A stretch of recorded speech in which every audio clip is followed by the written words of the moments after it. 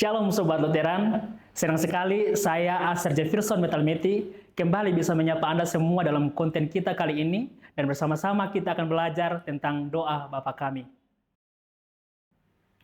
Sobat, doa Bapa Kami adalah doa yang diajarkan oleh Tuhan Yesus sendiri kepada para murid dan kita umatnya. Di dalam doa Bapa Kami dapat kita pelajari 3 bagian, yaitu pendahuluan, 7 permohonan, dan penutup. Mari kita melihat bagian per bagian yang ada dalam doa Bapa Kami.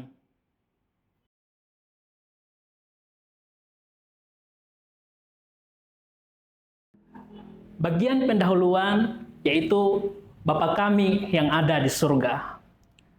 Melalui perkataan tersebut, Allah dengan penuh kasih mesra mengajak kita untuk percaya bahwa Ia sungguh-sungguh adalah Bapa kita dan bahwa kita sungguh-sungguh adalah anak-anak-Nya.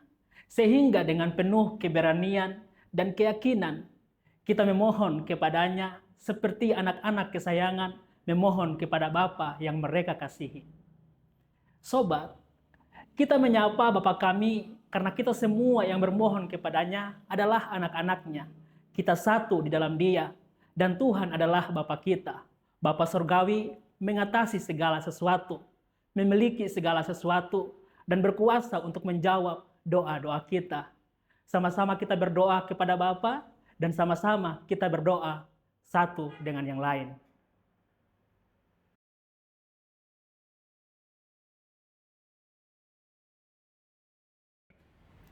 Kita masuk ke bagian kedua dari doa Bapa Kami, yaitu 7 permohonan. Permohonan pertama, dikuduskanlah namamu. Sobat, nama Allah adalah nama yang kudus, dan kekudusannya tanpa sedikit pun bergantung kepada tindakan manusia. Tetapi kita memohon melalui doa ini, supaya kekudusan itu juga ada dan terpelihara di dalam kita, dengan cara menjaga kemurnian pengajaran firman Tuhan, dan kita sebagai anak-anak Allah juga mengerahkan hidup kita kepada kekudusan menurut firman-Nya. Dalam doa ini kita berdoa persisnya bagi hal yang sama dalam perintah ketiga hukum Taurat. Nama Allah hendaknya tidak diucapkan dengan sembarangan, tetapi digunakan dalam setiap kesusahan, doa, pujian, dan syukur. Karena nama Allah ialah nama yang kudus.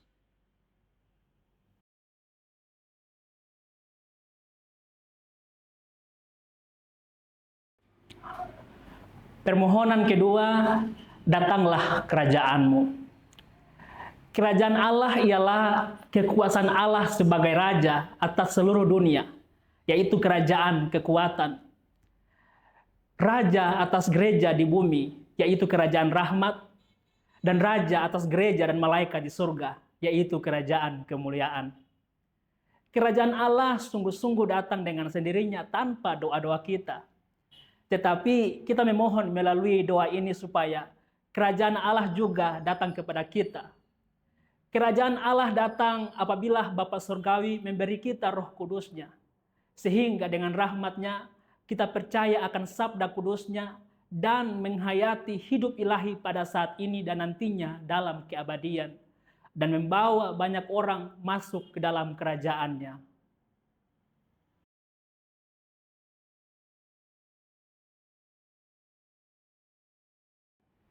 Permohonan ketiga, jadilah kehendak-Mu di bumi seperti di surga. Sobat, Allah menghendaki agar nama-Nya tetap dijaga kudus dan kerajaan-Nya datang, yaitu bahwa firman-Nya akan diajarkan dengan benar dan bahwa para pendosa dituntun untuk beriman kepada Kristus dan mempunyai kehidupan ilahi. Kehendak Allah yang baik dan penuh rahmat ini terjadi sedikit pun tanpa doa-doa kita. Tetapi kita memohon supaya hal itu terjadi di antara kita. Kemudian kehendak Allah terjadi apabila Allah mematahkan dan menghalangi maksud dan rencana jahat setan, dunia, dan kodrat kita manusia yang penuh dosa, yang tidak menghendaki kita menguduskan nama Allah atau tidak ingin kerajaannya datang. Dan kehendak Allah terjadi apabila Allah menguatkan dan meneguhkan kita dengan sabda dan kesetiaannya sampai mati. Inilah kehendak Allah yang amat baik dan murah hati.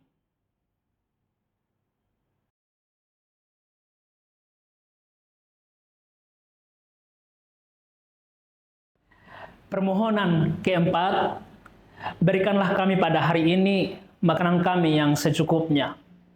Sobat, Allah benar-benar memberi rezeki kepada setiap orang tiap hari tanpa doa-doa kita, bahkan bagi orang jahat sekalipun.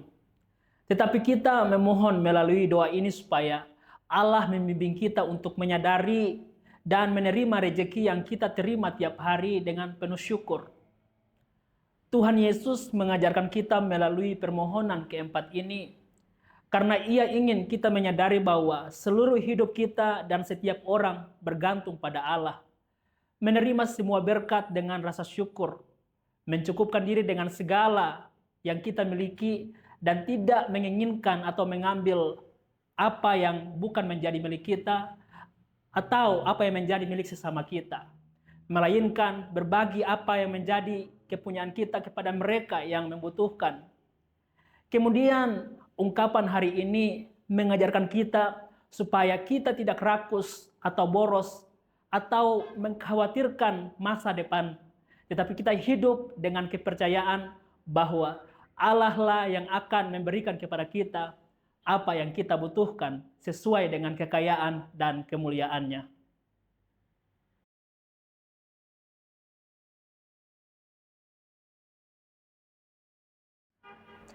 Permohonan kelima, dan ampunilah kami akan kesalahan kami, seperti kami juga mengampuni orang yang bersalah kepada kami. Sobat, kita memohon melalui doa ini supaya Bapa kita di surga tidak memandang dosa-dosa kita atau menolak doa-doa kita karena dosa-dosa tersebut. Kita bukan hanya tidak pantas atas hal-hal yang kita mohon, tetapi juga tidak pantas menerimanya. Meskipun demikian, kita menyadari siapakah kita. Kita mengingat bahwa kita adalah orang berdosa setiap hari sehingga tidak pantas menerima apapun selain hukuman. Kita memohon agar Ia memberikan berkat dan rahmat kepada kita. Maka dari itu, melalui pengampunan yang Ia anugerahkan kepada kita, kita pun dengan tulus hati akan mengampuni orang lain dan dengan sukacita melakukan kebaikan bagi orang yang bersalah kepada kita. Hal ini menunjukkan bahwa kita sungguh-sungguh percaya bahwa Allah telah mengampuni kita.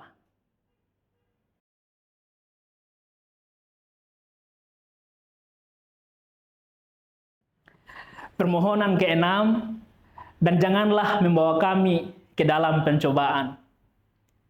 Sobat yang terkasih, Tuhan tidak mencobai siapapun.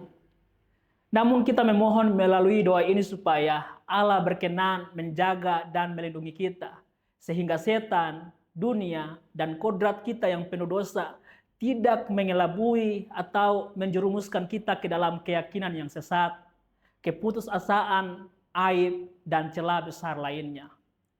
Walaupun diserang oleh hal-hal tersebut, kita berdoa supaya kita pada akhirnya mampu mengatasinya dan meraih kemenangan melalui pertolongan dan kekuatan yang Ia berikan kepada kita.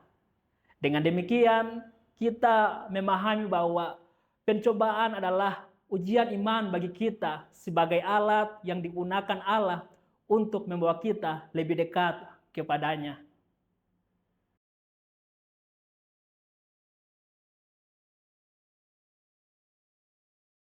Permohonan ketujuh merupakan permohonan yang terakhir, tetapi lepaskanlah kami daripada yang jahat.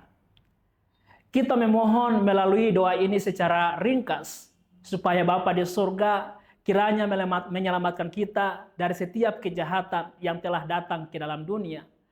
Karena dosa seperti kejahatan terhadap badan dan jiwa, harta milik dan nama baik, dengan cara menjaga kita dari segala mara bahaya, menolong kita untuk mengatasi segala masalah yang diizinkannya terjadi dalam hidup kita, dan akhirnya memberi kita ajal yang penuh berkat dan dengan kemurahan hatinya mengambil kita dari lembah duka ini bagi dirinya sendiri di dalam kerajaan surga.